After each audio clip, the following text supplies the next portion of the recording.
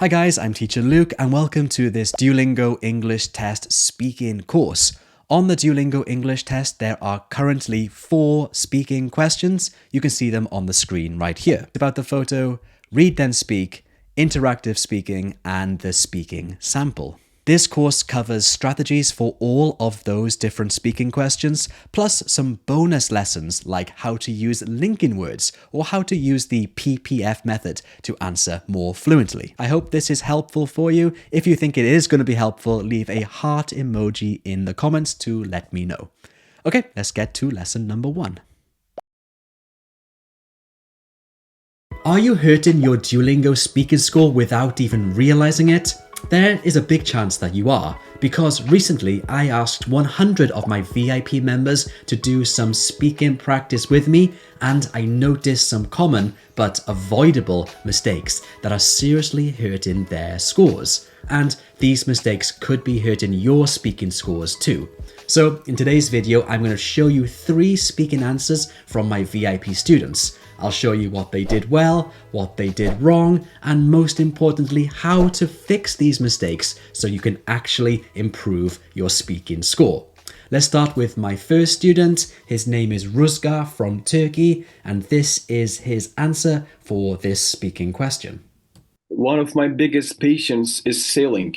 I have been sailing for 10 years, and it has become an important part of my life. Sailing is a team sport, and I train and compete with my teammates. We work together, support each other, and push our limits to achieve the best results. Sailing is important to me because it has shaped my career. I have won many significant awards, including the Turkish Championship, which is one of my greatest achievements. It has taught me discipline and teamwork, which are valuable skills in life. Yes, that's my speaking. Okay, cool. Okay, so Ruzgar is clearly very confident in his English. He knows what he wants to say, and his answer is very clear. It's also very interesting. His pronunciation and grammar and vocabulary are strong overall, although there are a couple small mistakes which I'll put on the screen right here. Just some mispronunciations mainly. He said patience rather than passions, and he said complete rather than compete. These are just minor mistakes and I'm sure easy to fix. But there is one major problem with his answer. Did you notice it? Well, it's too short. In fact, it is way too short. He only spoke for around 40 seconds, but to get a high speaking score, you should try to speak for around 90 seconds. Now, of course, that's not easy, but here is a method you can use to help you to speak for longer. It's called the PPF method. This stands for past, present, and future. If you're new to this method, I have made lots of videos about it. I'll put some links below in the video description. But to summarize, the PPF method helps you to expand on your answers by talking about your ideas in the past, present, and future. That way, you'll speak for longer and you use lots of different grammatical structures. Grammar in the past, present, and future. This is a really effective method to use if you are not able to speak for 90 seconds like Ruzgar here. So let me show you how Ruzgar's answer would look like using this PPF method, and by using it, I'll improve his score from 100 all the way up to 150. One of my passions is sailing. I've been sailing for 10 years and it's become an important part of my life. Sailing is a team sport and I train and compete with my teammates. We work together, support each other, and push our limits to achieve the best results. Sailing is important to me because it has shaped my career. I have won many significant awards, including the Turkish Championship, which is one of my greatest achievements. It has taught me discipline and teamwork, which are valuable life skills. I started sailing when I was about 10 years old. At first, it was just a fun weekend activity I did with my family. But as I got older, I started to enjoy the challenge of learning how to control the boat. That's when I decided to take it more seriously. I began lessons and joined a sailing team. In the future, I'd love to take part in some international competitions and maybe even coach young sailors one day. I think it would be amazing to pass on what I've learned and inspire others. Okay, can you see the difference between Ruzgar's answer and mine? Same ideas, but I spoke for much longer by using the PPF method. So consider this approach if you are struggling to speak for 90 seconds. Now, if you like this type of video, do me a huge favor and write "yes, I do" below in the comments. If you do that, I will make more videos just like this. Okay, next up, we got another one of my VIP students. Her name is Marina, and this is her answer. Okay.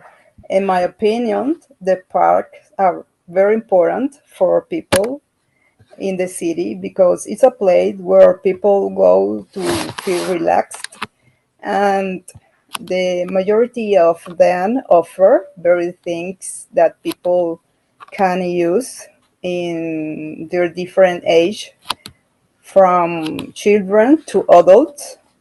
And um, sometimes some park can offer playground, places where people can bike. And for example, in the city where I live, the Central Park have always church and green places where people can take seat and enjoy all the day. And in my opinion, the people looks in these places a great place where they feel relaxing. So the best way to know what the people like to find in this place is, for example, doing a survey or an interview, and people like express what they like, or what they prefer. Is all. Yeah, great. Great. So Marina's answer actually covers all parts of the question, and that's really important to do. She talks about the importance of parks, who uses them, and what they offer, and she even discussed how to improve them. She also spoke for close to 90 seconds, which is great. But there are a few things that could be improved. First, we have fluency. So there were quite a few repeated words and filler sounds. Words like and what. These types of things do bring your score down. I checked their WPM using an AI tool, and her WPM, which means words per minute, was a little bit slow. It was 97. A good WPM is between 110 to 160. So Marina should try to speak a little bit more confidently to reduce those filler words. Usually we'll use fillers like ums when we are not sure what to speak about. So the more practice you have with the Duolingo speaking questions, the more confident you will feel. That's the main issue, but there were also some vocabulary and grammar mistakes, so let's look at those quickly. One of the mistakes she made is, she said, very things that people can use in their different age. She probably meant various things for people of all ages. Some small grammar issues. Some park can offer. This should be some parks can offer. The people looks should be people look. She also said take seat and enjoy. What she meant to say is sit down and enjoy, or sit down and relax. So let's clean up her answer now, try to speak more fluently and reduce some small grammar mistakes, and I'll take her score from about 90 all the way up to 120 plus. In my opinion, parks are very important for people in the city because they are places where people can go to feel relaxed. Most of them offer various things that people of different ages can enjoy, from children to adults. Sometimes parks have playgrounds or areas where people can ride bikes. For example, in the city where I live, the Central Park has a church and green spaces where people can sit and enjoy the entire day. In my opinion, people see these places as great spaces to relax and unwind. Parks also give people a chance to connect with nature, especially in big cities where life is often busy and stressful. They are also great for physical activity like walking or jogging, which helps people stay healthy. The best way to find out what people want in a park is by doing a survey or interview. That way, people can express what they like or prefer. that was Marina's answer, but spoken without all of the hesitations, and I fixed a few of the grammatical mistakes. Marina, if you could speak like that, then you could easily get 120 or above. So keep on practicing. And if you need to practice for the Duolingo English test, head over to practice.detready.com. This is my practice platform, and we have thousands and thousands of sample questions for you to practice with. Okay, now moving on to student number 3. This is Lena. She's in my VIP group, and this is her speaking answer. Okay, when you're ready. Okay. Yes, one of my favorite hobbies is dancing because I really feel relaxed when I dance, especially with salsa genre because it's a complete genre in the music, because it's instrumental as well as you can dance with all your body. And I usually dance since I'm a little kid, and I've been in classes, and I continuously practicing until the moment. But sometimes I need to stop because I have another responsibilities. So it's difficult to have enough time to dancing right now. I usually go to a dance club so I can share this hobby with some people that like this hobby too. And one of the most important thing is because of this genre help me to relax my mind and my body, and I can disconnect of a stressful life. I love this answer. It is full of passion, and you can tell how much the student enjoys dancing, and this makes her answer sound very natural and expressive. She also spoke for 90 seconds, and she touched on the past and present. She didn't talk about the future, but that's okay. She's doing a really good job. However, there are a few areas to fix, so let's talk about those now. Just like Marina, Lena also used too many ums and ahs, and this hindered her fluency. So the same advice goes to Lena. Try to speak confidently for the whole 90 seconds, and the best way to improve your confidence is through practice. She also used some confusing phrases which she could try to improve. For example, she said, "Since I'm a little kid," change that to "since I was a little kid." Another responsibilities should be other responsibilities. To dancing, always to dance. This genre helped me. This genre helps me. Again, just some small mistakes that I'm sure she could improve quite easily, but these small mistakes do cost you points. So focus on your grammatical accuracy, as this is in the scoring criteria that you can see right by here. Okay, now let me redo this answer and make it really good so that Lena can use to practice. Yes, one of my favorite hobbies is dancing because I feel very relaxed when I dance, especially to salsa music. It's a very expressive and rhythmic genre, and the music is often instrumental. You can dance using your whole body, which makes it even more fun and engaging. I've been dancing since I was a little kid. I've taken classes and practiced regularly, although sometimes I have to stop because I have other responsibilities. That makes it hard to find enough time. Right now, I usually go to a dance club near my house where I can share this hobby with other people who enjoy it too.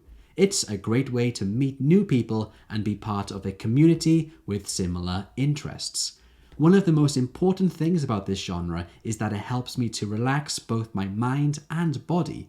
Dancing allows me to disconnect from the stress of everyday life, and I always feel better afterwards. I hope I can keep dancing for many years to come. So if Lena was able to improve her fluency slightly and fix some small mistakes, using her answer, she could easily hit 125 or more on the Duolingo test. So keep it up, keep practicing, and trying to fix these small little mistakes.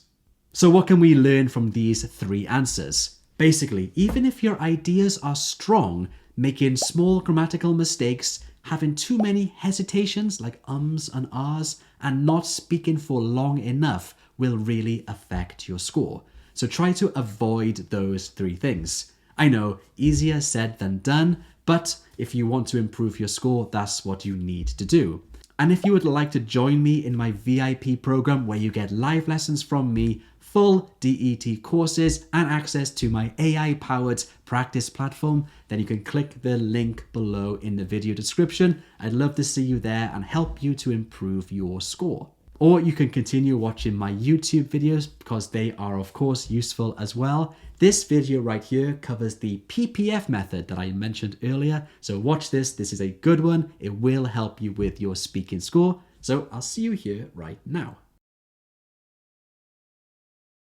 So many test takers find the speaking questions on the Duolingo English test to be the most difficult. So in this video, I'm going to help you by showing you a strategy you can use to ace these questions. This strategy will help you speak for longer, develop your answers better, and use lots of grammatical structures, all of which will help you boost your speaking score. But very quickly, before I share this strategy with you, if you're new here, hi, I'm teacher Luke from DETready.com, and we're here to help you with your Duolingo English test. Let's just do a quick review of the different speaking questions on the Duolingo test. We have read then speak. It looks like this on the exam. Listen then speak, where you have to listen to the question. And the speaking sample, which is recorded and sent to the universities you're applying to. And the strategy I'm about to show you today will work for all three of these speaking question types. So what is this strategy? Well, it's called the PPF method. PPF stands for past, present, and future. And the idea behind this strategy is that when you're given your speaking answers, you can talk about your experiences based on the topic in the past, the present, and your ideas for the future. But a quick pro tip, you need to make sure that your answers are closely related to the topic you're given. So for example, if the question prompt on the Duolingo test is this, talk about a book you've read recently, you can describe a book you've read in the past, a book you're currently reading, and a book you want to read in the future. So you're still talking about the main topic, but you are using the PPF strategy. Of course, you don't need to use this strategy. It is not essential to use it, but it is a useful strategy to consider. Now let's go over it by showing some examples. This will help you to understand it better. So we will use this question. Talk about a book you have recently read. What kind of book is it? What is it about? What sort of people would enjoy it? So this question type says recently read, so it's talking about the past. So let's start with the past like this. Recently, I read a very famous book called The Alchemist. It's a story about a young shepherd who goes on a journey to find his purpose in life. The book has a mixture of adventure and philosophy, but it's mostly about finding yourself. I honestly found it very inspiring, and it has helped me think a lot about my own life. Okay, past done. Now let's move on to talk about the present. Right now, I'm actually reading a similar book called The Power of Now. It's similar to The Alchemist because it's about finding yourself and becoming a better person. The main message of the book is about how to be happy by living in the present moment rather than worrying about the past or the future, which is something I tend to do too often. So we've talked about the past and the present. You can see already that I've used different grammatical structures, some past tenses, some present tenses, and how the ideas have extended, which have made my answer longer, which is good. Now let's talk about the future, like this. I'm going to keep reading similar books in the future because they help me learn more about myself, and I believe it's important to keep learning and growing. And I believe reading these types of books can help me to do that. So that's the PPF method. It's a great way of expanding your answers and speaking for longer, and a good way to generate more ideas. After this, you may want to look back at the question prompts and decide if you've answered all of the questions, or maybe you need to answer one or two more. In my example, I didn't answer the last one. What sort of people would enjoy it? So of course I should answer this last point, and I would say something like this. Moving on to the final question. Books like The Alchemist are good for people interested in self-discovery and personal growth because they provide valuable insights and perspectives. I'm sure books like this can be enjoyed by lots of different types of people all over the world, and especially for people who have an interest in philosophy. So to sum up, I would recommend this book to anyone who asked me. So that's the PPF method. Now you need to learn how to describe a photograph, and this video here will help you. This is another speaking question on the Duolingo English test, so watch this and learn different strategies for describing a photograph effectively. Okay, I'll see you here. There is one question on the Duolingo English test that 99% of my students say they fear the most. Can you guess what it is? Well, you probably can from the title of this video. It is, of course, Speak About the Photo, and it looks like this on the test. It's the one where you have to describe a photo for 90 seconds. A lot of my students say that their mind goes totally blank when this question comes up. They simply do not know what to say, and they start to feel really nervous. Does that sound familiar to you? Well, if it does, don't worry, because today I'm going to fix this issue for you. But very quickly, before we start, if you're new here, hi, I'm Teacher Luke, and I help thousands of students every single month increase their Duolingo English test scores inside of my VIP score boosting program, just like Ikaro here, who increased his score from 115 all the way up to 140.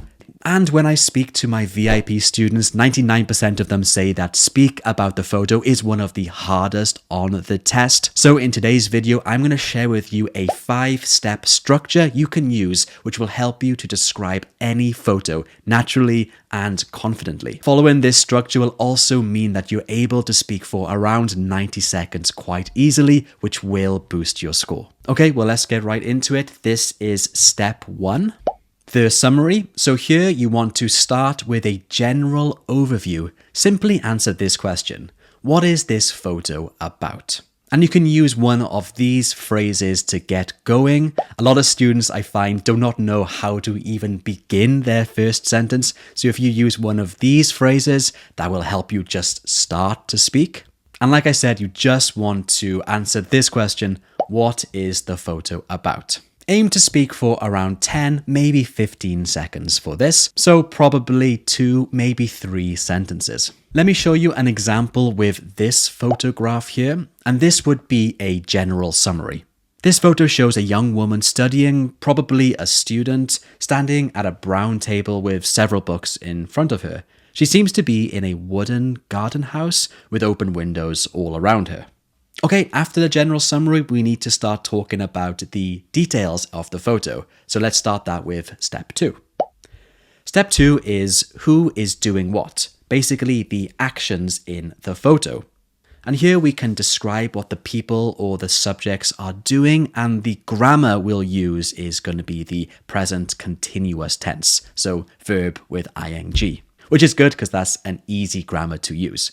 One thing to note, in English, when we describe a photo, we typically use the present tenses. Even though the photo was taken in the past, of course, we will use the present tenses to make our description. So keep that in mind. Let's use the same photo, and now let's go on to step 2, describing the action. So who is doing what in the photo?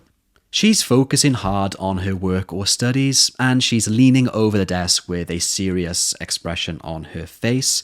I guess she's thinking hard about what she's reading.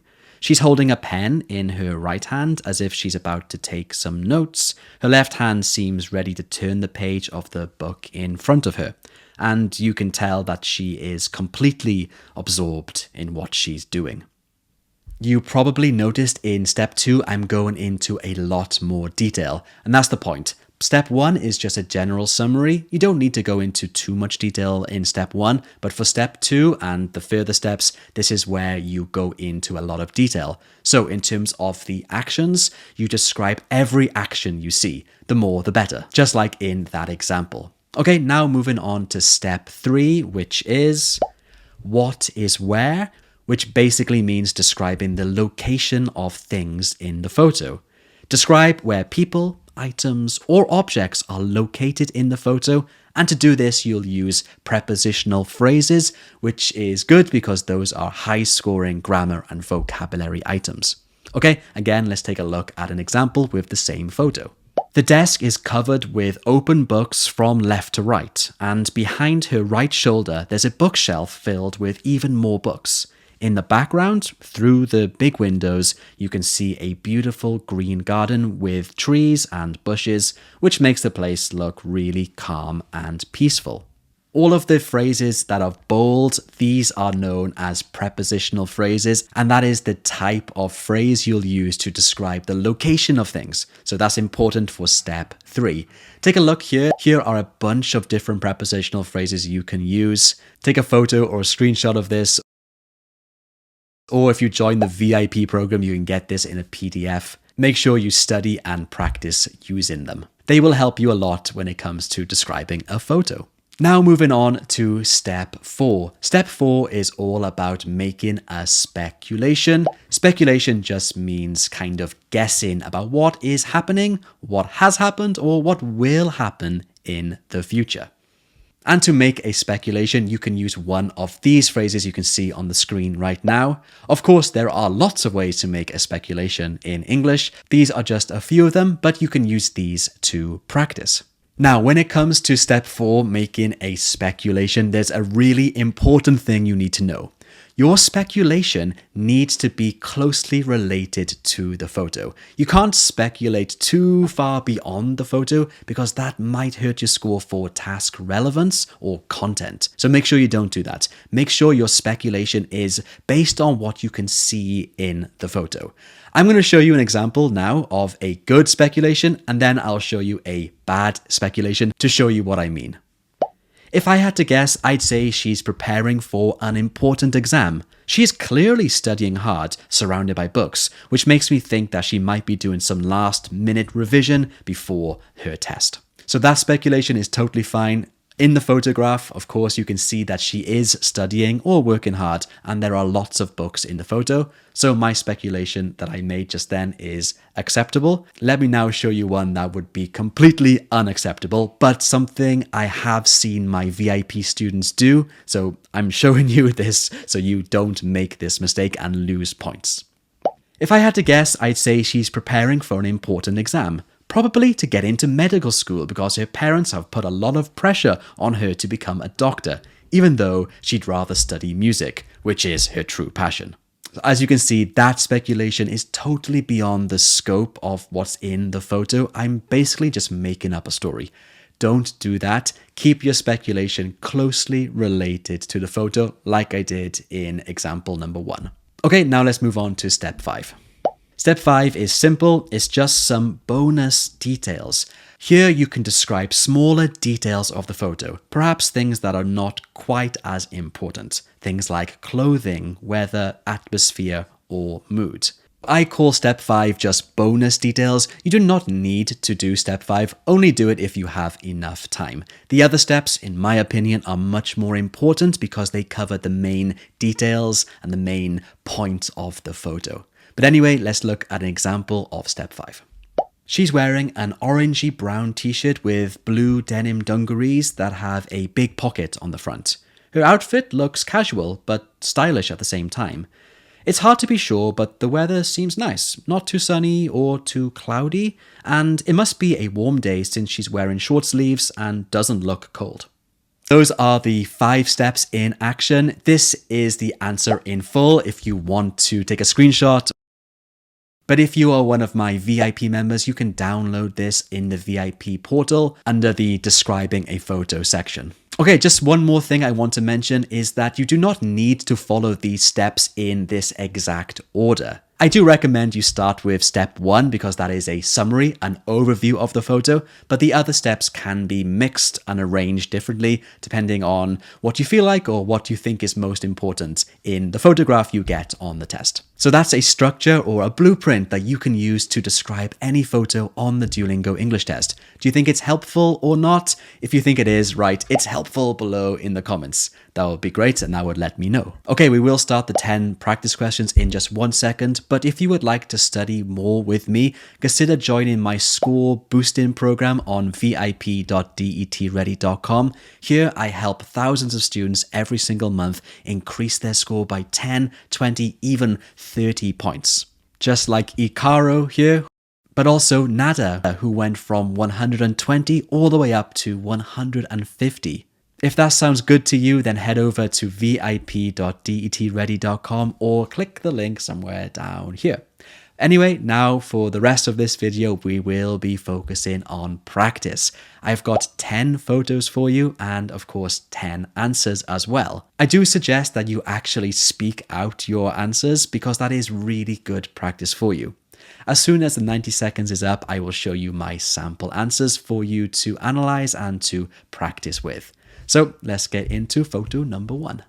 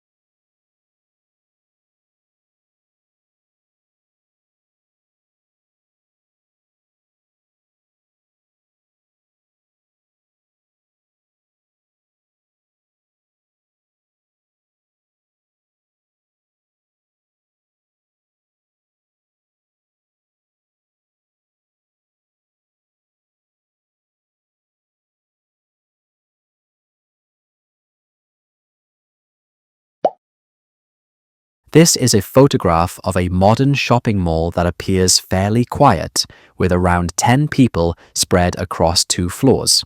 In the middle of the image, several people are using the escalators. 2 people are going up, and 1 man is coming down while holding a white shopping bag. The woman near the bottom of the escalator is holding the rail with her right hand and looks like she's about to step forward.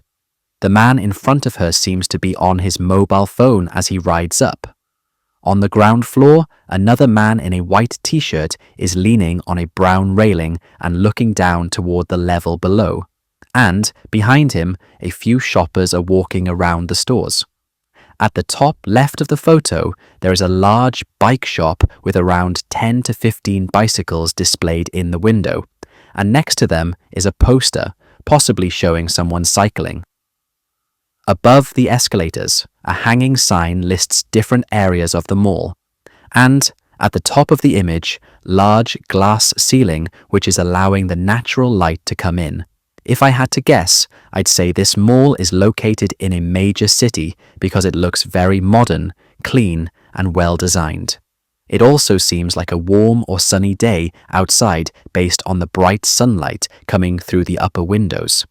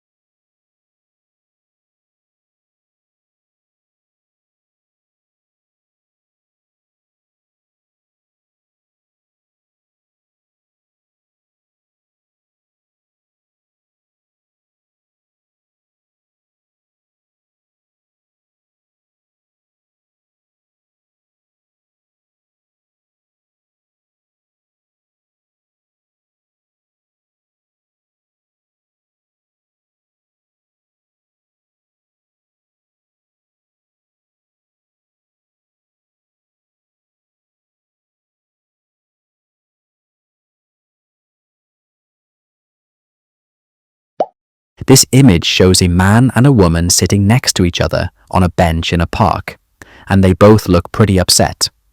The woman is turning away from the man, and she's resting her head on her right hand, almost like she's frustrated. Her legs are crossed too. The man is leaning forward with his elbows on his knees, and he's holding his head in both hands while staring down at the ground. It looks like he might be crying. They're not talking to each other at all, and their body language looks really tense. There are brown leaves scattered all over the grass, and behind them there's a big open field with a few tall trees spread out. In the background, on the left side, there's a building under construction, and on the right, there's a tall white building that looks like a church or maybe a museum. There's also a narrow path that leads between the buildings and into the park. If I had to guess, I'd say these two people are in a relationship and have just had an argument or some kind of disagreement. The way they're sitting makes it seem like something emotional just happened. They're both wearing light jackets, jeans and boots, which fits the autumn weather.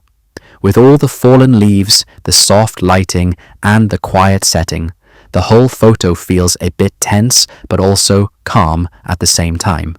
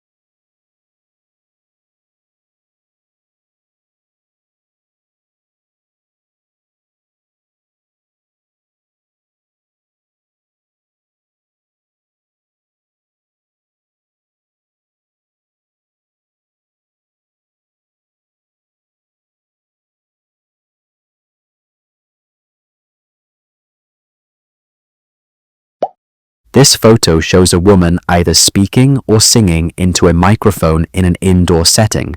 She's holding the microphone with both hands. Her right hand is on the top of it, and her left hand is steadying the microphone stand. She isn't smiling or frowning, but she looks calm and confident, like she's performing a song or maybe reciting a poem. She's sitting down, probably on a stool, which is just off to the right side of the photo. The microphone stand starts on the left and stretches toward the right of the image. To the left of the image, there's a lit candle placed on a narrow candle stand that reaches up to about the middle of the picture. Behind her, the entire background is covered by a large black curtain, which makes me think this is happening in a small theatre or performance space. If I had to guess, I'd say she's performing in front of an audience, maybe singing something soft or reading spoken poetry, even though we can't see the crowd. Her relaxed body language and the setup around her make it feel like a live performance. She's wearing a brown scarf with wavy patterns, which matches the warm atmosphere of the scene.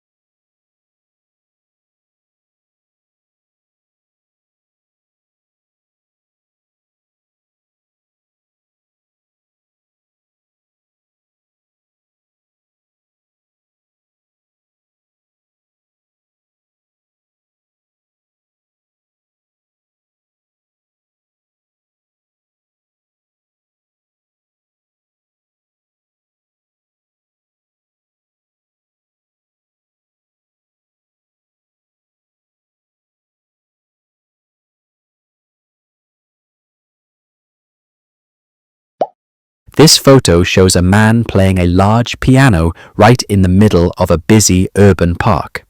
The pianist is sitting on a bucket of some sort with a cushion on top, which gives the scene a very casual, street performer feeling. The lid of the piano is open wide and pointing up to the right, and the man has his hands on the keys and playing his song. There are a lot of people in this park, and most of them are walking around, relaxing and enjoying the day. In the background, there's a huge fountain spraying water high into the air, and behind that, there are tall trees that fill up the top part of the photo. The pianist is right in the center of the image, and his backpack and a bottle of water are placed on the ground near his feet, which makes sense because it looks like a hot summer day. Interestingly, he's wearing all black, a charcoal or black shirt, black jeans, and black boots, and even his backpack and piano are black, which makes him stand out in the photo. If I had to guess, I'd say he's probably a professional busker performing for the crowd. His body language shows a lot of passion. With the bright sunlight, the busy crowd, and the fountain in the background, the whole scene feels lively and summery.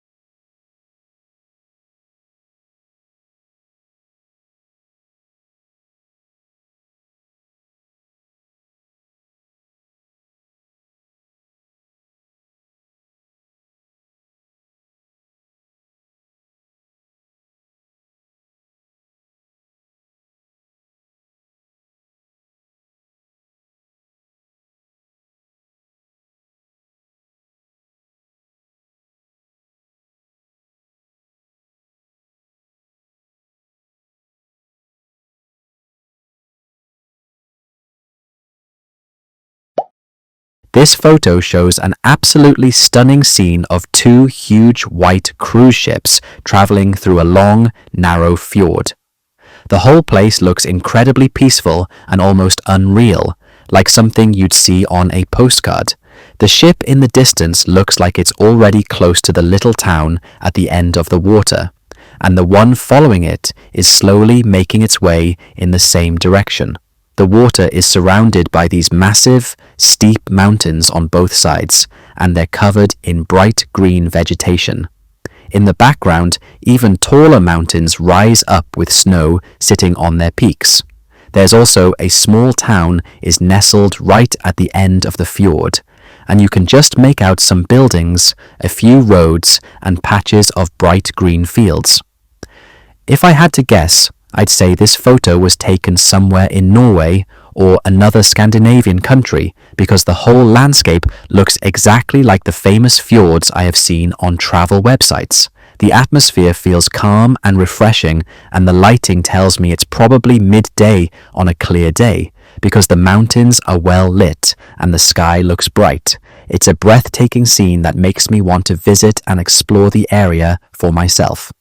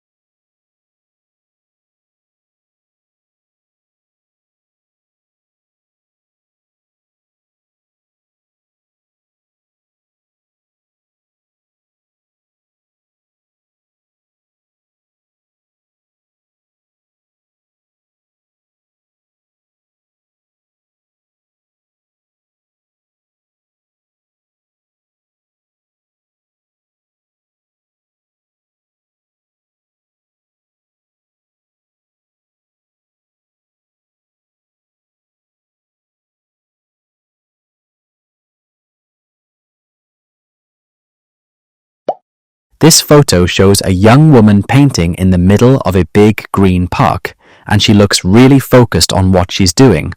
She's holding a paintbrush in one hand and a palette in the other, and she's leaning slightly toward the canvas as she adds some details. She's sitting on a small wooden stool, and her easel is set up right in front of her.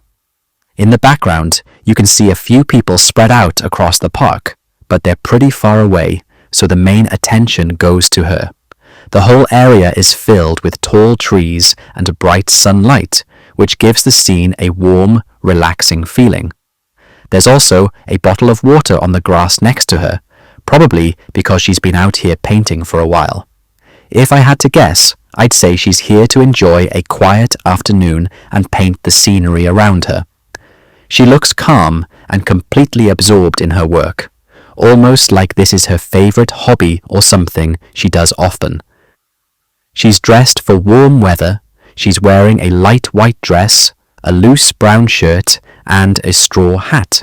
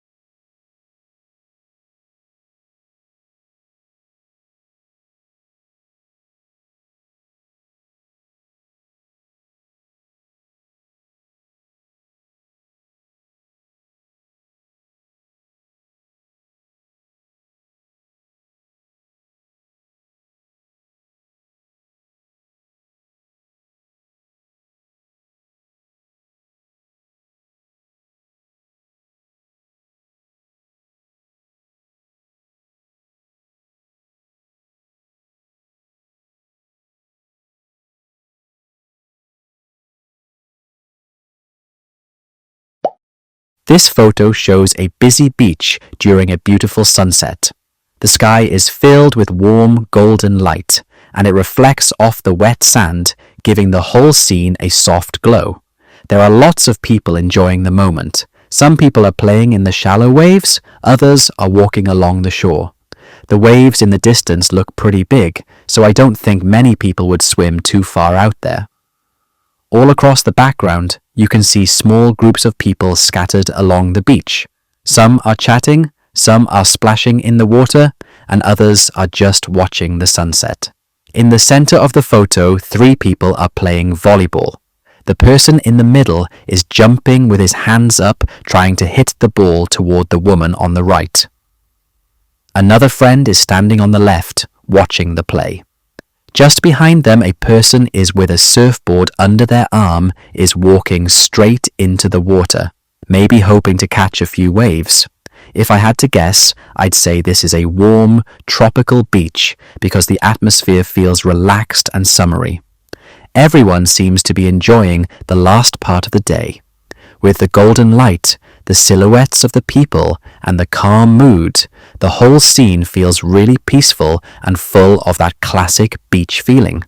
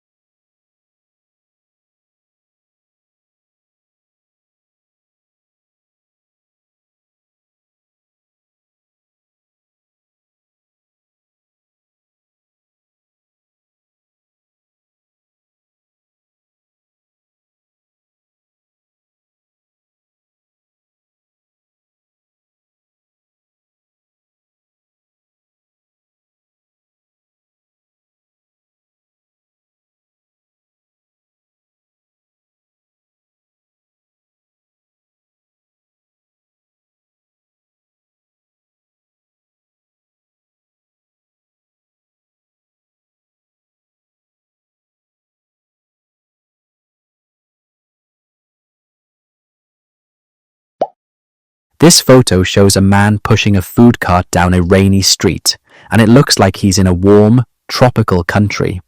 Maybe somewhere like Thailand or Vietnam. Even though it's raining, the whole scene still feels hot and humid. The man is holding the cart with both hands and walking from left to right. His cart has 2 wheels and a big blue umbrella on top to keep the food dry. On the front of it, you can see colourful menu signs, and there are lots of packets of food and stacks of paper or plastic bowls. The street he's on is lined with tall trees, and their branches are hanging over the top of the image. On the right side, there are several shops or small restaurants, and some of them have umbrellas outside, probably for customers. On the left side of the photo, there's a red box that looks like a mailbox, and above it, there's a folded red umbrella. If I had to guess, I'd say he's a street food vendor moving his cart to a better spot, maybe closer to a busy area where he can sell more meals. It looks like a normal rainy day in a Southeast Asian city, where people still go about their routines even when the weather changes suddenly.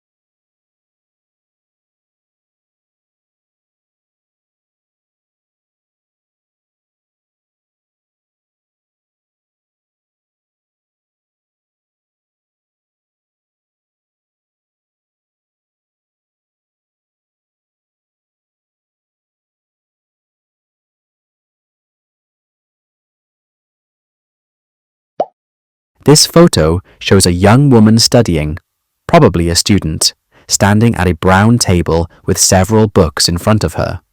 She seems to be in a wooden garden house with open windows all around her. She's focusing hard on her work or studies, and she's leaning over the desk with a serious expression on her face. I guess she's thinking hard about what she's reading. She's holding a pen in her right hand as if she's about to take notes. Her left hand seems ready to turn the page of the book in front of her, and you can tell she's completely absorbed in what she's doing. The desk is covered with open books from left to right, and behind her right shoulder there's a bookshelf filled with even more books. In the background, through the big windows, you can see a beautiful green garden with trees and bushes, which makes the place look really calm and peaceful. If I had to guess, I'd say she's preparing for an important exam. She's clearly studying hard, surrounded by books, which makes me think she might be doing some last-minute revision before the test. She's wearing an orangey-brown t-shirt with blue denim dungarees that have a big pocket on the front. Her outfit looks casual but stylish at the same time. It's hard to be sure, but the weather seems nice, not too sunny or too cloudy, and it must be a warm day since she's wearing short sleeves and doesn't look cold. In today's video, you learned a structure and you practiced with 10 photos. I hope this video is helpful. If you're still watching this video, right, I watched it to the end in the comments to let me know. I'm always curious who watches these pretty long videos. Anyway, now you also need to practice the other speaking questions on the test, such as interactive speaking. So I recommend you watch this video now where I cover tips and strategies that can help you ace the interactive speaking question. I'll see you here right now. The Duolingo English test has changed and there is a brand new speaking question that you need to know about. It's called interactive speaking and it looks like this on the test. For this question type, you are having a conversation with one of the Duolingo characters, which means that this new speaking question is quite different than the other speaking questions on this test. So the way that you will prepare for it and the way that you will give your answers is going to be quite different. But don't worry, because in today's video, I'm going to share with you a bunch of tips and a template you can use to answer these questions. Also, at the end of the video, there's going to be some practice questions for you to practice with. But before we talk about these tips and my template, I want to let you know that if you are going to take your Duolingo English test soon and would like to get 10% off your official test, you can by clicking the link below in the video description or go into detready.com/discount. By simply purchasing the test through DET Ready, you can get 10% off your official exam. Okay then, well, let's now talk about the key points of this new interactive speaking question. You are going to have a real-time conversation with a Duolingo character. And when you take the Duolingo English test, it will look like this. This is the Duolingo character who asks you questions for you to answer. Okay, so far it's pretty straightforward. You're going to answer between 6 and 8 questions, and your job is to give expanded answers. When I say expanded answers, what I mean is that you can't just give brief, short answers. You're not going to score high if you do that. Instead, you want to give detailed answers, answering the question fully. Now that might sound pretty tricky, but don't worry, because in this video, I'm going to show you my template, which will make this a lot easier for you. You have 35 seconds to answer each question. And on the official exam, it's going to follow this process. The Duolingo character will ask you a question, and as soon as he or she has finished asking the question, the 35-second timer begins. Then you click record now when you're ready to speak. If you don't click record now, your answer will not be recorded, so make sure you click that button. And the questions are going to be on a variety of topics. When I took the official practice test, I was asked questions on 2 different topics. 4 questions on one topic, 4 questions on the second topic. Here are a bunch of topics that might come up. Topics on the environment, health and lifestyle, or social issues. And if you click on the link somewhere down here in the video description, you can find an extensive list of potential topics and questions. These are all on my VIP program, but I'll make this part free for everyone. So click on that link, it might be very helpful for you. And another really important thing you must know is that you can only listen to the question once. There is no repeat button, and you can't ask the character to repeat the question. So make sure you pay close attention to the question that is being asked. And lastly, you are scored based on your fluency, grammar, vocabulary, and pronunciation. So basically all aspects of speaking. Those were the key points of this question type. You now understand it fully. Now let's take a look at some tips and a framework that you can use to answer these questions. Don't forget, at the end of this video, I'm going to show you some sample questions and answers as well. So for tip number 1, make sure you speak for around 25 to 35 seconds. Remember, you've got to click that record now button to begin speaking, and the timer does begin as soon as the question has been asked. So don't spend too long thinking, try to answer instinctively and aim for between 25 and 35 seconds. You need to give a detailed, structured answer. Don't just give one sentence, brief answers. Instead, give detailed answers to show off your English. At the end of the day, this is an English test, so the more you give Duolingo, the better your score could be. Okay, so how do you give long, detailed answers? Well, you use this framework. It's my new template and I call it the Oreo template. And no, I don't mean the Oreo cookies, although they are delicious. This one is just a template to help you to speak for longer and give more detailed answers. So what is my Oreo template? Well, it is an acronym and it stands for opinion, reason, example, and outcome or conclusion. And I truly believe if you use this template to practice these interactive speaking questions, when you take the test, you will feel a lot more confident. Answering questions in a second language is really tricky, and especially going into detail. So you have to practice, and if you follow a framework like this, it will make your life a lot easier. So let me show you now some examples using this Oreo template. So let's imagine that this was our question. Should schools focus more on creativity than academics? By the way, this is the type of question you will be asked on the interactive speaking question. They seem to be on broad global topics and then ask you for your opinion or for you to describe the situation. So following this Oreo framework, I'll start by giving my opinion.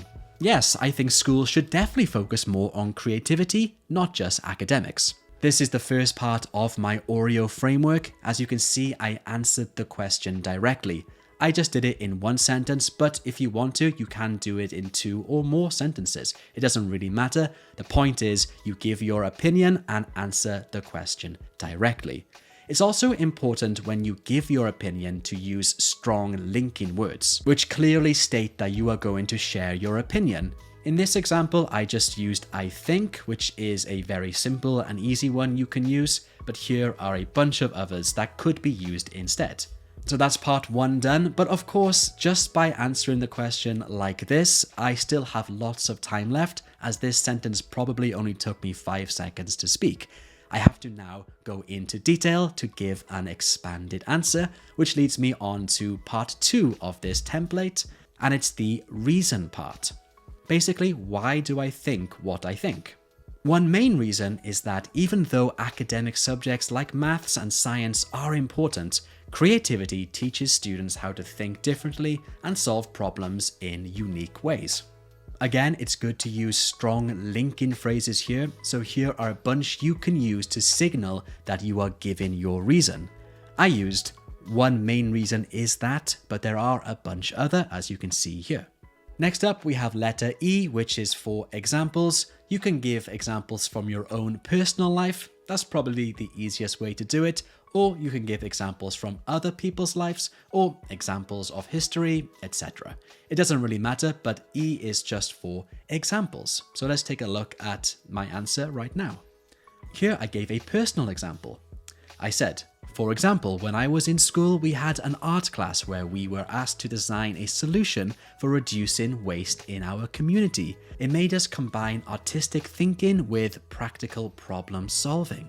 Here are a bunch of linking words you can use instead of for example.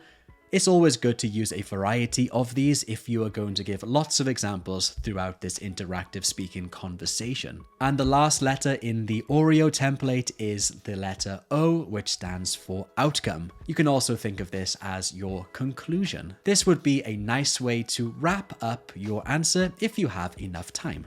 As a result, I started looking at everyday problems more creatively, which has helped me a lot in real life situations. And just like before, here are a bunch of other linking words you can use to signal that you are now going to give your outcome or conclusion. Using linking words like these throughout your answer does make your answer sound a lot more organized and structured, so try to use them if you can. And here is the answer in full. Pause the video if you would like to read it through thoroughly. Just to reiterate what I said earlier, you do not need to use this Oreo framework step by step every single time. You can even just use certain parts if you would like to. However, I think it's a really good framework for you to keep in mind and to practice with, as it will help you to give detailed, expanded answers, which is what Duolingo want to see, and that will help boost your score.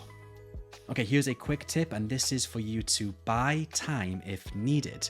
You can use one of these phrases before you give your opinion, just to give yourself a second or 2 extra to think. Remember, you can't listen to the question again, or you can't ask the Duolingo character to repeat the question. So if you need a few seconds extra to think of your answer, because sometimes it could be quite difficult, then use one of these phrases.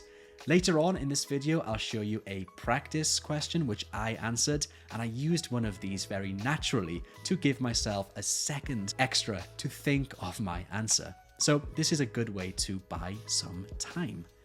And my last tip is to avoid repetition. It's a good idea to try to avoid repeating the same ideas over and over again in the different questions, also the same vocabulary. For the Duolingo English Test or for IELTS or TOEFL, they do not like you to use the same ideas, same words, same grammar, same phrases over and over again. They want to see variety. It says so in the scoring criteria, as you can see right here. So those were some tips and my Oreo template for you to give good, detailed answers. Do you like the Oreo framework? If you do, write Oreo below in the comments. Now you're going to watch me give some sample answers to the questions on the Duolingo English practice test. This will be helpful because you'll see what types of questions Duolingo could ask you, and also you'll see how I answered them using the Oreo framework. The practice test on the Duolingo website is a great way to practice for this exam and this interactive speaking question. However, it does not give you much feedback. So if you would like lessons with me where I give you feedback on your speaking answers as well as your writing answers and all of the other questions as well, head over to vip.detready.com and consider joining. You get lots of benefits when you join this program, including live lessons with me, full courses, and access to my practice platform, which does give you AI feedback as well. All of this is at vip.detready.com, or just click the link somewhere down here in the video description. Okay, anyway, now let me show you these practice questions and my sample answers. I'd like to ask you a few questions about conversation. Describe how you usually start a conversation with someone new. So I am terrible at starting a conversation with someone new simply because I'm quite socially awkward and quite shy. However, if I have to start a conversation with someone new, I prefer to ask them about their hobbies rather than their job. Typically, people would start a new conversation with someone new by asking, what do you do? Like, what job do you have? But for me, I don't like asking that question, so I typically ask people what they enjoy doing or what they do in their free time. That's how I start conversations with someone new.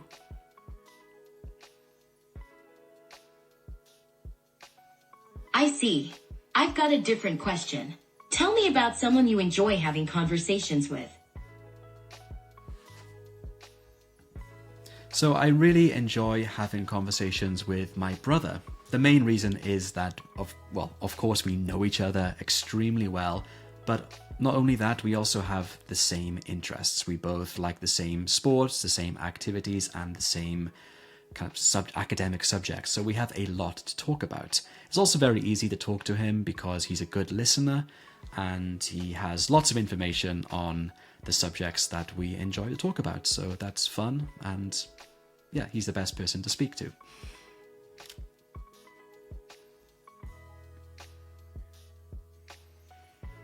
I see.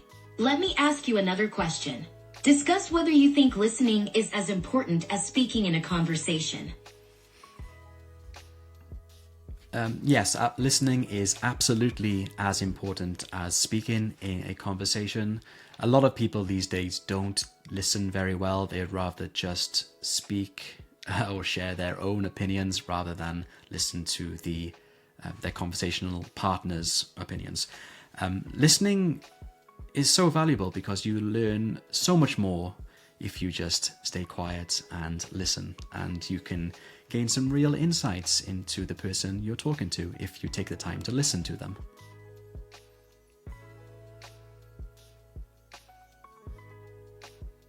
I see. I have another question. Describe some challenges people face when having conversations in a new language. Well, besides the obvious problem of speaking in a second language, which is really tricky, Another major problem is cultural knowledge or background knowledge. For example, my wife, she is from Korea, but she lives here in the UK with me, and her English is amazing. It's so good. But she has a hard time having a conversation with British people, not because of the language, but because of the background knowledge that she's missing. She doesn't get the context about what is being said.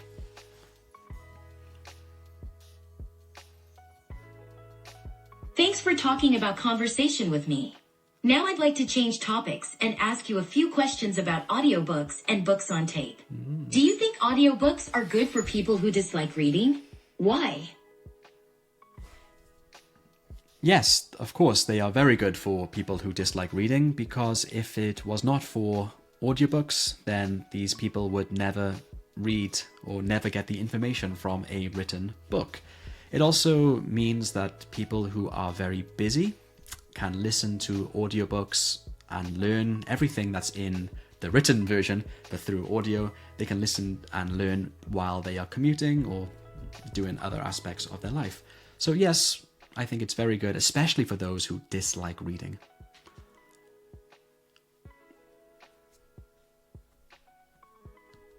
Thanks. I've got a different question. Describe some situations where audiobooks might be more useful than printed books. I mentioned a couple reasons in the previous answer, but for people who are very busy, then listening to an audiobook can be done while they are busy. So, for example, I used to commute to work and I would listen to audiobooks every single day on the commute. It was very difficult for me to read a book while commuting, so listening to the book was a great alternative, and I really enjoyed it too. I also enjoyed listening to the author when they read out their own work. I thought that was really nice.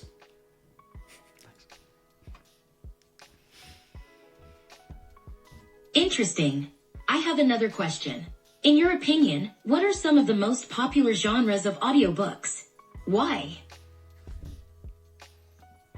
I think non-fiction audiobooks are by far more popular than fiction audiobooks.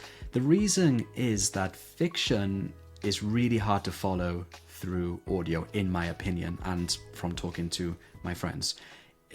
It's really difficult. It's just hard to grasp. Whereas non-fiction is totally fine. You can listen to a non-fiction audiobook, and I think is similar to reading it in terms of retention of ideas.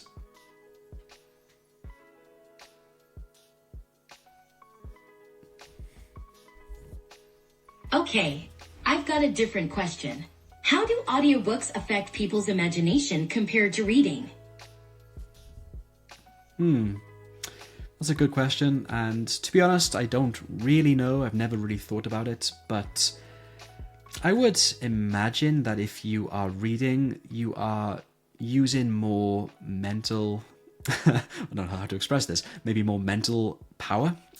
So that requires your imagination to be more active while reading. Whereas if you're just listening, you're much more passive in the process. Therefore, you do not need to use your imagination as much. But I don't really know.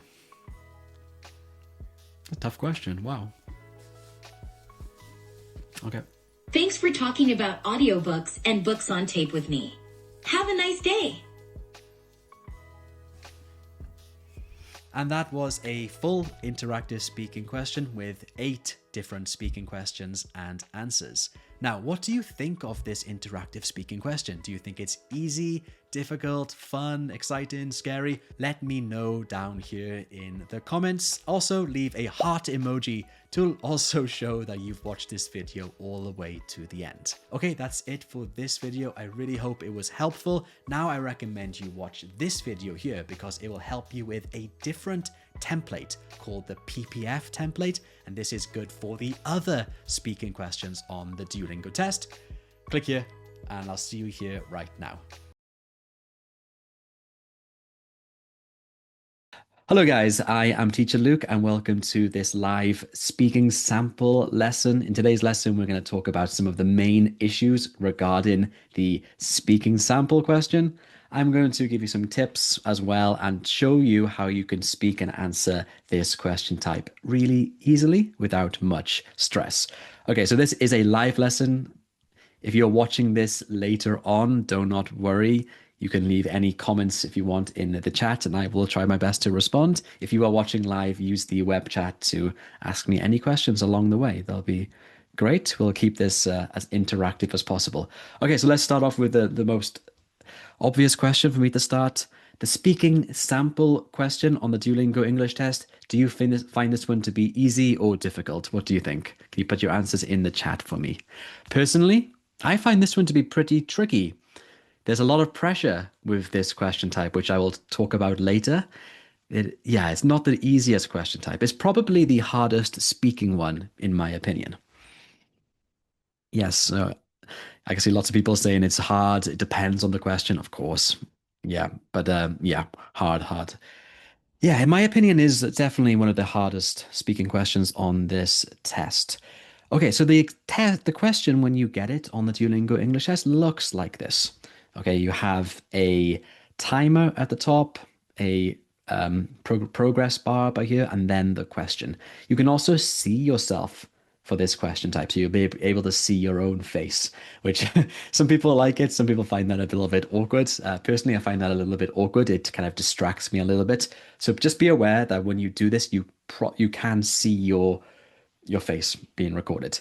The questions that you get, the prompts, will be written out in a paragraph, not in bullet points, which is different than the other tests. So you'll get a paragraph like this for you to read, to understand, and then to answer. You have 30 seconds to prepare for this question type. So 30 seconds to read this and then to think about your answer. Is 30 seconds a long time to prepare for you guys? What do you think? A long time or a bit short? Yeah, a lot of people writing short in the chat. Yeah, someone said it's enough time. That's good. Yeah, most people will find this to be a little bit short because the preparation includes reading, right? So it takes about maybe 15 seconds to read and understand, and then only about 15 seconds left then to think about your answer. For the other exams, like the IELTS test, you get a bit longer to prepare. Okay, so this is what this is an example question. I'll read this to you first. So it goes like this. Information comes from many sources, including the people around us, the media, and even our own thoughts. How do you decide which information is most important to focus on? Describe a time when you filtered out some sources of information to give other sources your full attention. Include details and examples in your answer. Okay, that's quite it's quite a long question, isn't it? There's several parts to this question, which is good. That means you have lots of things to talk about. The main topic, of course, is about information. Where do you get information from? That's kind of the main topic. If you can answer just on that, that is enough. However, if you do want to go into more detail, and that could help you to get a higher score because you'll be answering in more depth, then you can actually think about the real details in this question. Like, how do you decide which information is most important to focus on? You can do a comparison. Social media information, TV news information, newspapers, that type of thing. And then also, how do you describe when to filter out some sources of information? So, for example, you might say that social media information is genuinely not reliable. So I filter that out because, and you give your reasons. Not an easy question, but this is an example of a speaking sample question. It's written in a paragraph with several points for you to discuss. This is a difficult one for sure, absolutely. And this one comes from the official Duolingo test guide. Okay, so that is what the speaking sample looks like on the test. Let's go through some key points so you understand how this question works. You get this just once on the exam, so that's good. Not 2 times, not 3 times, just 1 time. And it is the very last question. It's the final question on the test. Now, that's a good thing and a bad thing. It's good because after you finish, you can feel relieved, right? You finished the test. It's also a bad thing because by this time, you might be feeling quite tired. The exam, the Duolingo English test, is only about 1 hour long, maybe slightly longer. However, it's a very fast test. You've got so many questions to answer within that 1 hour that by the time you hit the last question, this speaking sample question, you could feel quite tired, and that could, of course, affect your score. One recommendation I have to overcome this kind of feeling of being tired when taking the test is to take the official practice test as often as you can. So when you take the official practice test, you get all of the different question types on the exam, and you can get an estimated score at the end. It's really good. It also builds up your test stamina. So your stamina to take the test without feeling too exhausted. The official practice test is 45 minutes long, and the real test is about an hour. So they are actually very similar, aren't they? Take the official practice test 2 or 3 times per week. Really, that can help you a lot. Trust me about that. Okay, your job, like I said, is to read the question prompt and answer the question directly. This is the important part here, to answer the question directly. Let's look here back at this example. This question comes about information comes from many sources, including people around us, the media, and even our own thoughts. How do you decide which information is most important to focus on? Okay, so you might say something like this. I try to get my information from the news and not from social media. Okay, you might say that, which is a good start. Then you might start talking about all of the negative aspects of social media. For example, social media can be addictive. It's bad for children. Too many people post fake information, too much information about social media. And that means you might not be answering the question directly if you do that. You need to be careful and make sure you answer their question. It's really essential you do that. One of the scoring points on the Duolingo English test for speaking is content. Okay, so content is unbelievably important. If your content is not related to the question, you'll lose points, quite a lot of points, and you might even get an invalid result, because that is one of the trigger points for checking if you've used a memorized answer or not. So make sure you do answer the question directly. The goal, or the instructions, are to speak for between 1 and 3 minutes. Okay, between 1 and 3 minutes. Speaking about a topic for up to 3 minutes is not easy, right? What do you guys think in the chat? Do you think you're able to speak for 3 minutes on a topic without much preparation? Is that like a long time, or is that okay for you? What do you think in the chat? And if you're watching this later, put in the comments, what do you think? Is that a long time for you to speak about a topic, or is it okay for you? Okay, in the chat, Hussein said it's a hard one. Oh, no. So Anya says a long time. Yes, Simone says a long time. Dimitro says it's a tricky. Laura, it's long. Yeah, Francesco, it's long. And Ali, it's so long. Yeah, it is so long. It is. To be honest, even me, I think I would struggle to speak for 3 minutes on a topic just spontaneously. I would struggle with that. That's why I actually do not think it's necessary for you to speak for the whole 3 minutes if you cannot. One thing I notice when I teach you guys in this VIP program is that when you're speaking, you do a really good job, especially at the start. The first 60 seconds are usually pretty solid and pretty good.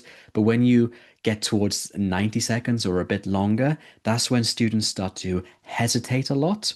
They run out of ideas, but they still continue to speak. When you are trying to speak, even if you have no ideas left, you tend to use ums and ahs and lots of filler sounds, lots of hesitations and lots of repetitions. And this really can bring down your fluency. So my recommendation for you guys is not to speak for the whole 3 minutes if you find it tricky. If you find it easy, go ahead. But if you find it hard to speak for the whole 3 minutes, instead aim for 90 seconds. 90 seconds is enough. Really, that's enough. That's a lot of speaking sample for Duolingo to analyze.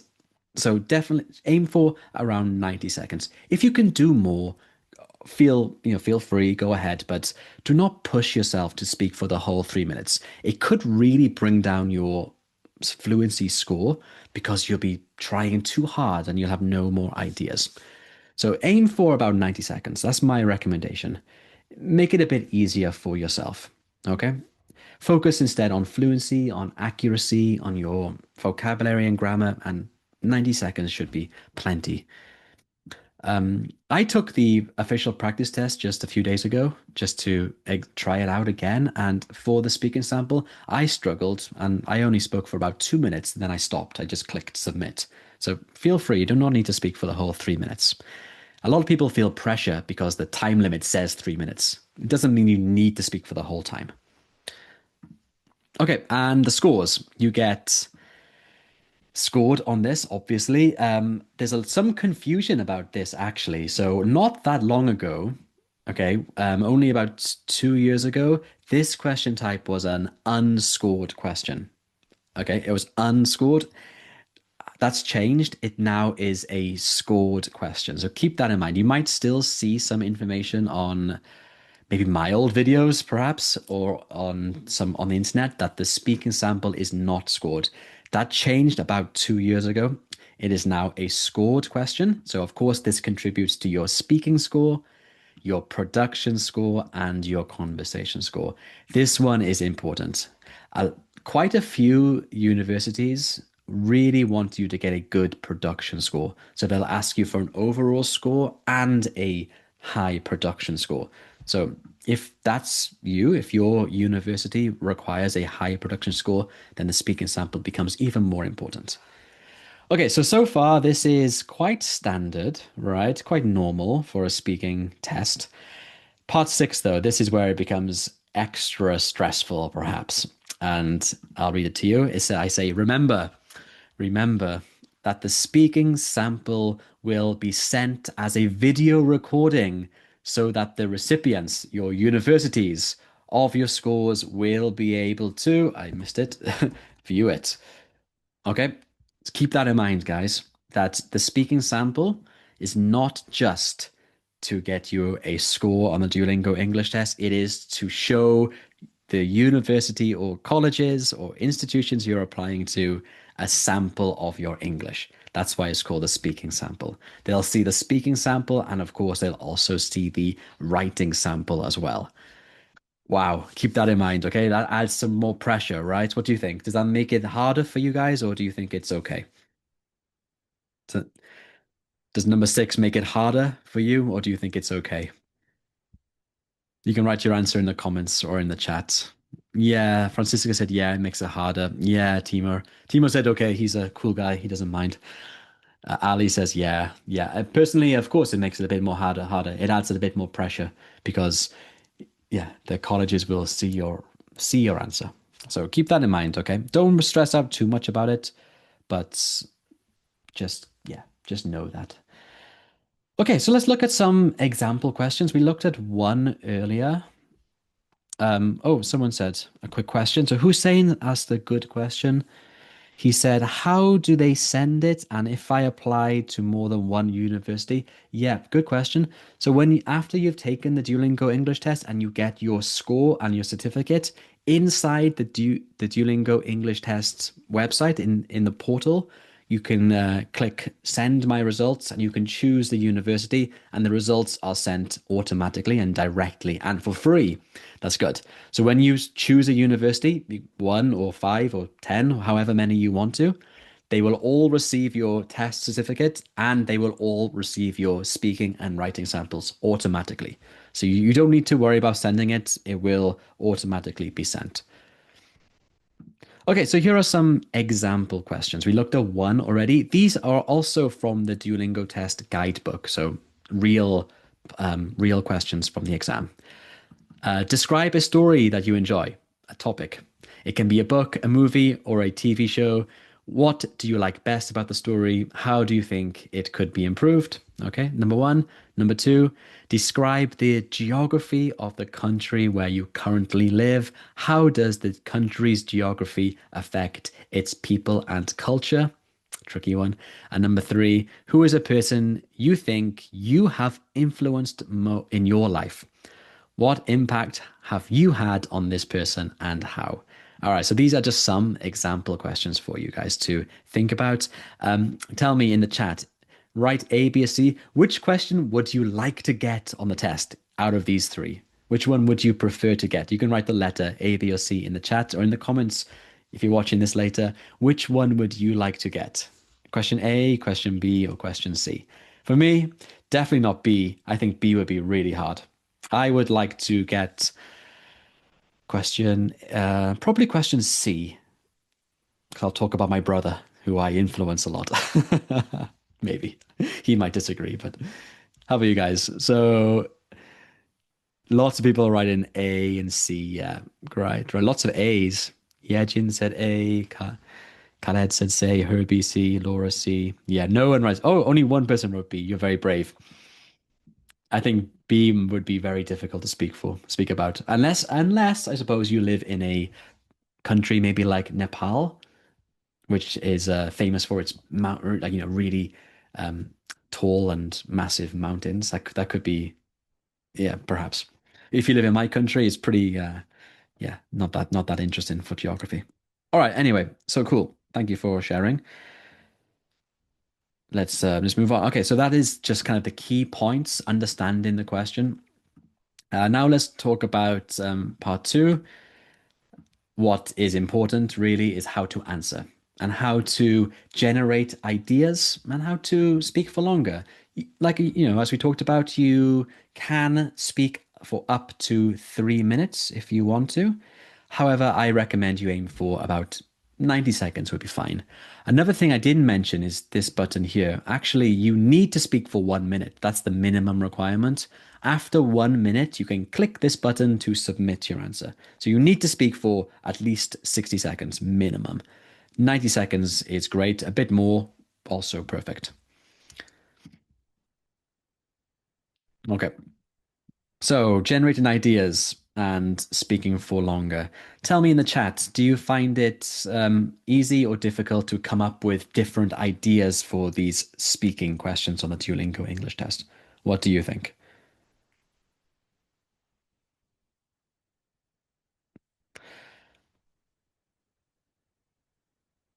Oh, yeah, Jin, that's a good question. Yeah, Jin, I changed it to 1:30 a few weeks ago. Maybe I did. Did I not write that in? Okay, I will double check and make sure I wrote that everywhere. Yeah, Jin, sorry about that. Yes, 1:30 London time. Because, yeah, Jin, I was just getting too many people to join these lessons and I wasn't having enough time to speak to everyone, so I made it a bit longer. So I have to finish at 3 p.m. because I have to collect my daughter from school. So, but I will do it for 90 minutes lessons. Okay, yes. So I asked the question, is it easy for you to generate ideas? Someone said not too bad. Someone said difficult, vocabulary is difficult. Yeah. Yeah, some people find it really I speak in this VIP score boosting program, I speak to hundreds of students every year, and it's very interesting. Some people find it so easy to speak about any topic for 90 seconds or longer. They have really no issue. And other students I meet have a really difficult time coming up with ideas. It's not that their English is bad, it's just they don't really know what to talk about. You have no preparation time, so I totally understand that. So this is for you. If you find it difficult to think of ideas, this lesson's for you. And I can give you lots of tips, hopefully give you some confidence and show you some methods for speaking for longer. Okay, so let's go for it. First question on this section 2 is what makes a great idea for the speaking questions? What do you guys think?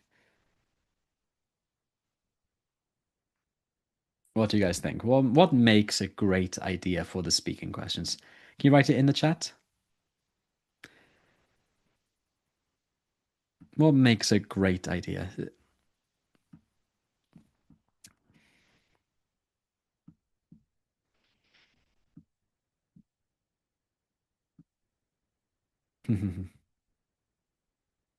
Yeah, someone said answering in a way that you can expand something you do daily. Yeah, these are okay, good ideas. Something with good examples. Yeah, good. I like the way you guys are answering. Yeah, I agree. Actually, everyone who wrote in the chat got it perfectly. Normally, what people say, my students say, is like advanced ideas, difficult ideas, something that's really clever and smart.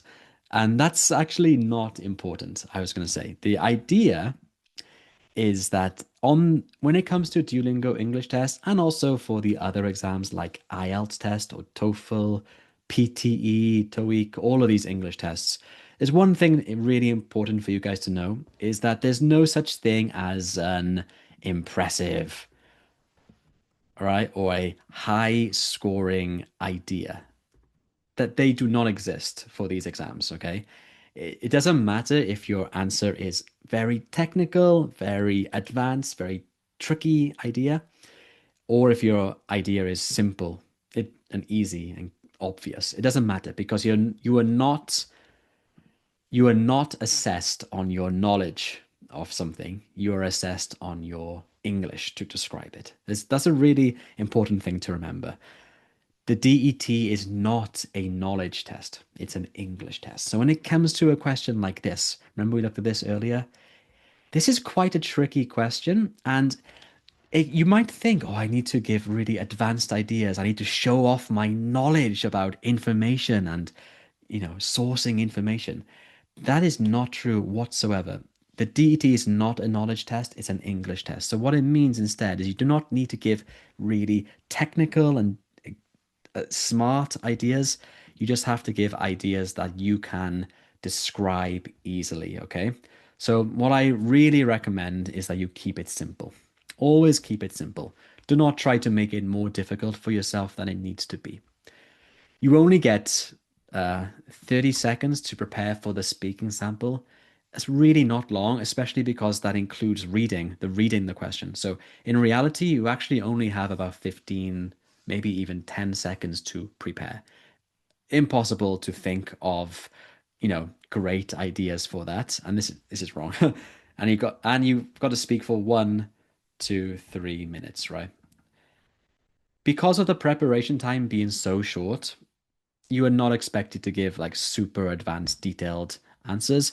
Instead, keep it simple and keep it on something you can talk about easily. Provide lots of examples, tell personal stories, anything that makes your English sound natural and smooth and fluent and accurate in terms of grammar.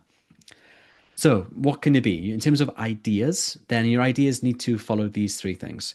They need to be relevant to the topic. So if the topic is about information, your answer needs to be about information. If the topic is about the geography of your country, your answer needs to be about the geography of your country. That is super important. Then they need to be easy for you to think about and easy for you to speak about. That's the key. If you can follow these three things, it can really help you to feel a bit more comfortable when taking this Duolingo English test, or if you ever take a different exam as well. Yeah, so some questions come here. Dimitro said, ideas can be simple, but you should use special vocabulary if you want a high score. That's yeah, you're not wrong. When you say special vocabulary, I'm going to change that word, not special vocabulary, but I'm going to use this word here. Relevant vocabulary, okay? Relevant vocabulary. Actually, for speaking, you do not need to use C1 and C2 level words. You can use normal, easy words, but as long as they are relevant to the topic, okay? Relevant vocabulary for the topic. That's what's important. Yes, great. Simple ideas. Fabiola says simple ideas, but grammar should be correct and vocabulary should be correct. Yes, exactly. And your fluency, smoothness should be correct too. Should be good. Okay. So this is for the other question type. Speak for at least 90 seconds. So speaking for longer. Some people find this really tricky. If you do not, if you find it easy, carry on the way you feel comfortable. But if you are someone who doesn't find it easy, finds it hard to speak for 90 seconds or longer on a topic without preparation, totally understandable, then I'm going to cover some useful strategies for you. You might have already seen these if you've taken the course in the VIP program. If you've taken this speaking sample course, you might already know this, but it'll be a good recap for you. And also you can ask me some questions too. I can help you. So if you haven't yet, guys, take this read, then speak and speaking sample course in your own time. It's a self-study course, very helpful for you. Okay. Let's talk about the PPF. So this is the number one strategy I strongly suggest you guys think about, learn and practice with when taking the exam, before taking the exam, and use it when taking the exam. Like I said earlier, though, if you find it easy to speak about topics without any hesitations, then don't need to worry about this. But if you do find it tricky to speak for a long time, this could be a really useful technique for you. It's called the PPF, guys. I've talked about this loads of times in my videos, YouTube videos, and in this VIP program. What does it mean? What does PPF stand for in this context? What do you think? What does the PPF method stand for? It's an acronym, P, P, and F. Yeah, Dimitro says past, present, and future, and that is correct. That's what it means. It means present, past, future, or past, present, future. It doesn't really matter. Now, what does this mean? This is, what is it? What is the point of this? Okay. The reason this PPF method is really effective is that you only need one idea about a topic to speak for a long time, because you'll take your one idea and you'll speak about it in the present, in the past, and also in the future. And that makes life so much easier for you because you're not thinking of new ideas all the time. You are instead expanding on your one idea. And it works well, I would say, for 99% of the questions on the Duolingo English test. It is not a strict method, okay? I'm not dogmatic about this. You do not need to use this. It's just a really good kind of mindset for you to have. It's like a tool you can use if you need to. It's also not strict in terms of order. You can do past, present, future, future, present, past. You can jump around, mix them up. Doesn't really matter. It's a mindset technique for you to have. Let me show you how it works. I'm going to show you an example which is written down so you can follow it easily, and then we can do some practice with some more authentic examples later. So, speaking question could look like this. Talk about environmental pollution in a place where you live. What causes it and what are the effects? How can it be controlled? This was an old speaking sample question, not on the test anymore, but this was an old one. So, topic, environmental pollution, right? What are the causes and effects and solutions? Okay, so let's use this PPF method. Okay, so here is an example. So this question is about the present. Talk about it in the place where you live presently, right? It's not talking about past or future. It's talking about the present. So I will answer first in the present. So my answer would go like this. Littering. So that's my idea. My one idea is littering. Is that a difficult idea for environmental pollution or an easy idea? Littering. Difficult idea or easy? I think it's pretty simple. If someone talked about environmental pollution and you said litter, like trash on the street, I think everyone would say, okay, that's a really simple idea. And that's true. That's the point here. I want to make it simple. So littering. Okay, so littering is a big cause of environmental pollution where I live, and it's something I notice a lot in my city. Nowadays, it seems like people have a habit of littering quite a bit, and unfortunately, it really contributes to more waste piling up and adds to environmental pollution. Because of this, you'll often see streets scattered with trash, which makes the whole place look messy and not so appealing. It's kind of sad, because it doesn't take much to just throw things in a bin. The more litter there is, the worse the area looks, and it just creates this unpleasant vibe all around, right? Unpleasant vibe all around. This is the present. You notice here I put it in red, nowadays. Nowadays would be a signal word to show that I'm talking about the present. Nowadays means currently, right now, today. So, yes, present, easy, right? I've talked about it. I've answered the question. It's a bit short. This is only about 25 seconds. So I need to speak for longer, right? Then I'll use the PPF method to help me. So I've talked about littering in my city right now. I'll now talk about it in the past, okay? When I was younger, people seemed to care more about keeping our city clean. There wasn't as much litter on the streets, and people made an effort to throw their trash in bins. Over time, though, that sense of responsibility has faded. Now there's a lot more litter, and it feels like people don't care as much about the surroundings anymore. It's a big change from how things used to be. Okay, past. Another 20 seconds added just by talking about the same idea, but in the past. And now moving on to the future, to complete this whole idea. I hope the government steps in soon with stricter laws to stop littering. Stronger rules and bigger fines might make people think twice before throwing trash on the streets. With stricter laws, we could start to see cleaner streets and less pollution. And that is it. That is the PPF method. I've got my question here about environmental pollution. I've got my present answer using nowadays as the transition phrase. Present. Moving on to the past with another transition phrase right here. When I was younger, showing I'm talking about the past. And then the future. I hope. Soon. Talking about the future.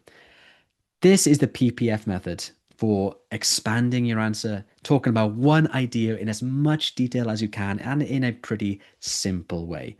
What do you guys think? Do you like this approach? Can you write in the chat or in the comments? Do you like the PPF method?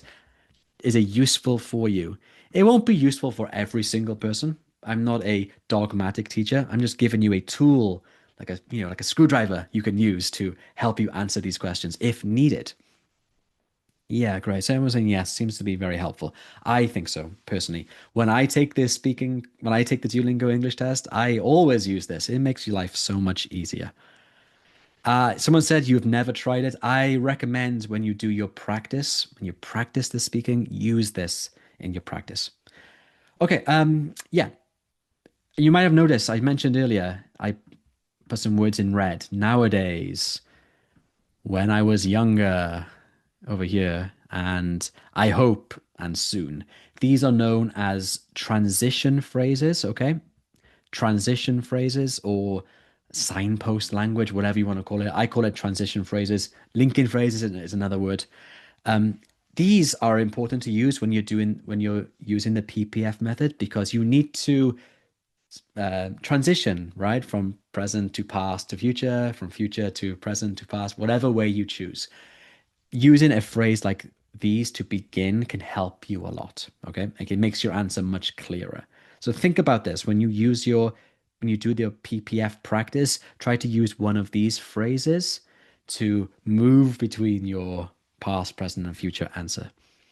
So for example, in the present, you can say at the moment, currently, right now, nowadays, as it stands, these days, at present, so on. In the past, looking back, in the past, previously, a while ago. And in the future, you can say looking ahead or in the near future, moving forward. I'm going to upload this PDF. I'll upload it to the recording section by here, guys. So you can, this is Monday's lesson. You can download the PDF as well, of course.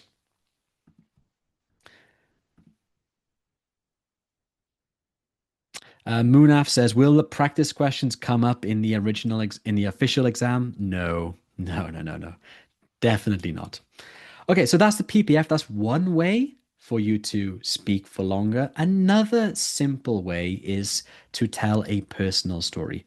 A lot of people don't realize you can do this. When the questions like this one come up, they sound so formal and so official, but you are allowed to tell your own personal story about the topic. As long as it's related to the topic, you can tell a personal story. That's an easy way for you to speak for longer because telling your own story is easy because it's your story. You have the ideas. You just need to express it in a fluent way. Amal, yes, I will upload this whole video with the PDF in the recording section. So let's have a look. Okay, so let's tell our personal story. This is the same topic, okay, and this is my personal story. Let's imagine that I've done the PPF, but I want to speak for even longer. I can tell a personal story. So I say this. I have a personal memory related to this. That's my transition phrase. I remember when I was younger, maybe 6 or 7 years old, I threw an empty water bottle out of my dad's car window. My dad saw me and was absolutely furious and just expressed how disappointed he was in me. I remember feeling really ashamed at that moment, and it made me realize the importance of keeping my city clean. And since then, I've been much more conscious about not littering. Okay?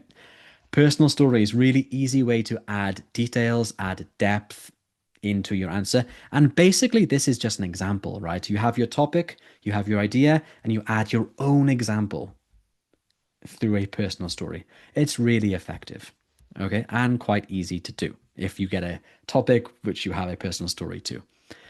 Again, transition phrases are really helpful for this to make it easy for people to follow your answer.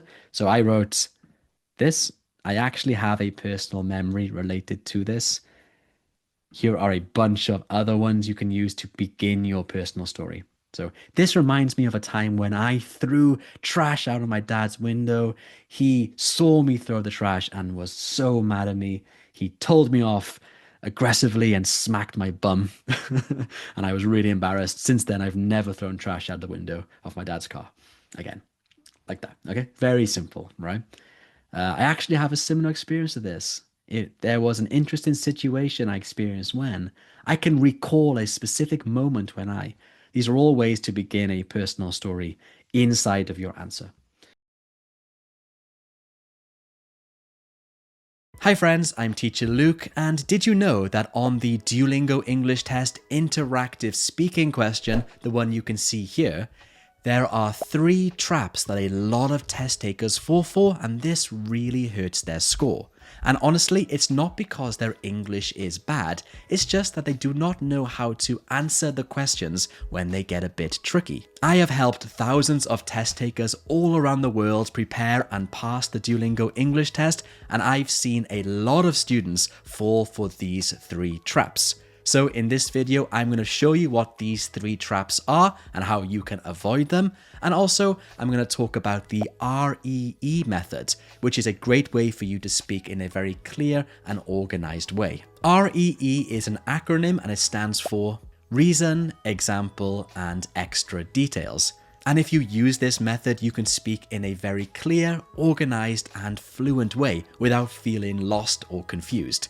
But more on this method later on in today's video. Let's now get started by talking about these 3 main traps you need to avoid.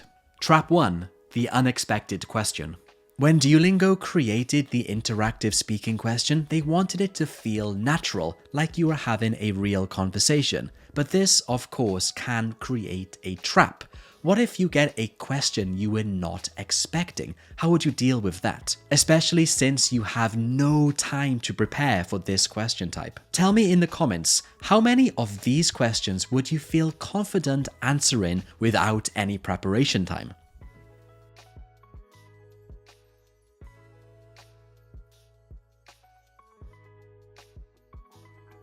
Some of my students have really panicked when they've come across a question they were not ready for because they think that they need to have the perfect idea or advanced ideas on the topic to score high. But of course, that's not true. The Duolingo English Test is not a knowledge test. You do not need to have advanced or technical knowledge about a subject. The Duolingo English Test is testing how naturally you respond to different questions in English. So you do not need to worry if you get an unexpected question. Just try to respond as naturally as you can. Of course, that's easier said than done. You have to prepare for that. So how can you prepare? Well, one way is to take the official practice test on the Duolingo Test website. This shows you exactly how the interactive speaking question works and exposes you to a variety of topics. There is a link to this somewhere down here in the video description. Another way to prepare is to get comfortable thinking about a variety of different topics in English. So you can download this free PDF you see right here, and you can use it to practice different themes so no topic feels new to you on test day. There's a link to this somewhere down here in the video description as well. Download it and practice thinking and speaking about different topics in English. But even after getting familiar with lots of different topics, a lot of students still feel a bit nervous on test day, and that's where the REE method comes in. But what is this REE method? I mentioned it earlier. It is an acronym and it stands for Reason, Example, and Extra Details. Let me show you how it works in an example. Do you think cities should ban cars from the city centre? To be honest, I think that cars should be limited inside of cities because traffic is really getting out of hand. For example, in my city, it can take 1 or 2 hours just to get across the city, and that's a long time, really. If cars were limited, then more people would use public transportation and possibly walk more, which could make them healthier as well. And that's it. You don't need special knowledge. You can use a simple idea like I did, plus the REE method in order to speak naturally, clearly, and in an organized way. Okay, now let's talk about trap number 2, which is the I don't know anything about this trap. One of the most common questions I get from my students is, how can I answer a question if I know nothing about the topic? It's totally normal to feel this way and even to feel a bit nervous. The Duolingo English Test can ask you questions on a bunch of different topics. Some of these topics will be familiar to you and others will be unfamiliar, but you still need to produce an answer. Maybe the question is, how will robots change restaurants in the future? You might get this and think, I don't know anything about robots, and I don't even know anything about how to run a restaurant, so how can I even begin to answer this question? But you know what the worst thing you can do is? That is to freeze and say nothing at all. You have to try to give some kind of answer. Like I've mentioned a bunch of times already in this video, the Duolingo English Test is not a knowledge or an IQ test, it's an English test. So it's testing how well you respond in English to different questions. So my idea is to relax and just give a really simple idea. You are not expected to be an expert. Try an answer like this. To be honest, I don't know much about this topic at all, but I guess robots will make the service faster in restaurants. For instance, I've seen online that some places are already using robots to deliver food to tables, and people seem to love it. In the future, robots might even help with cleaning tables or taking orders.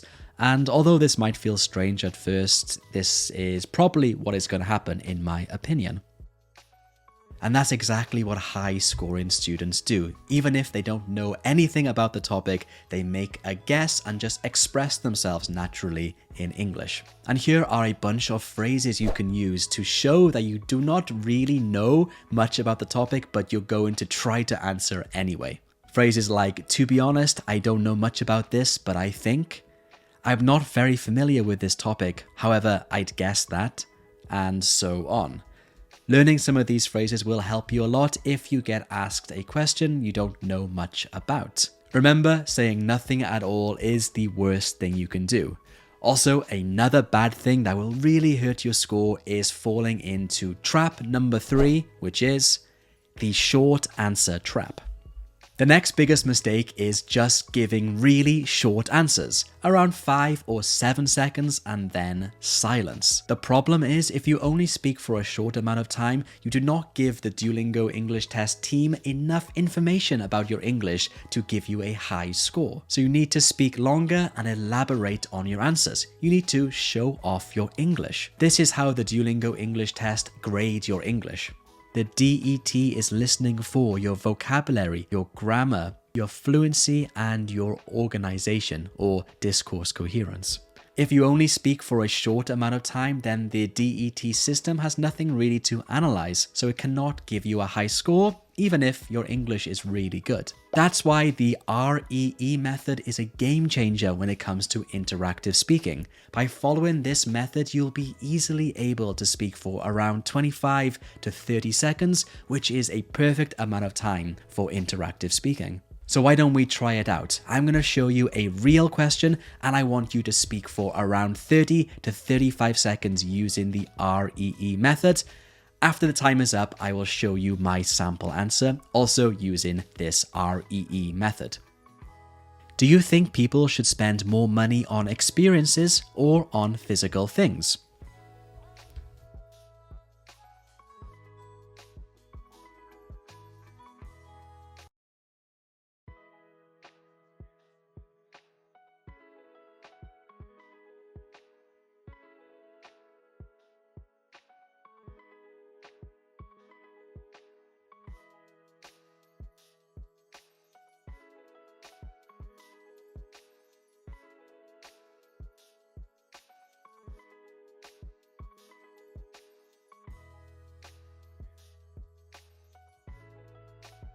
In my opinion, spending money on experiences is so much better than on physical things, mainly because the experiences you have can stay with you forever and really shape your personality.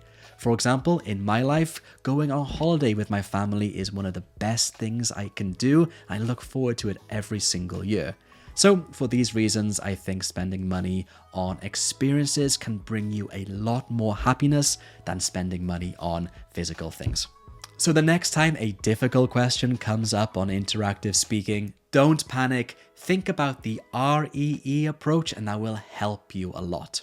The best way to prepare for the Duolingo English test is to take the official practice test. There's a link down here in the video description.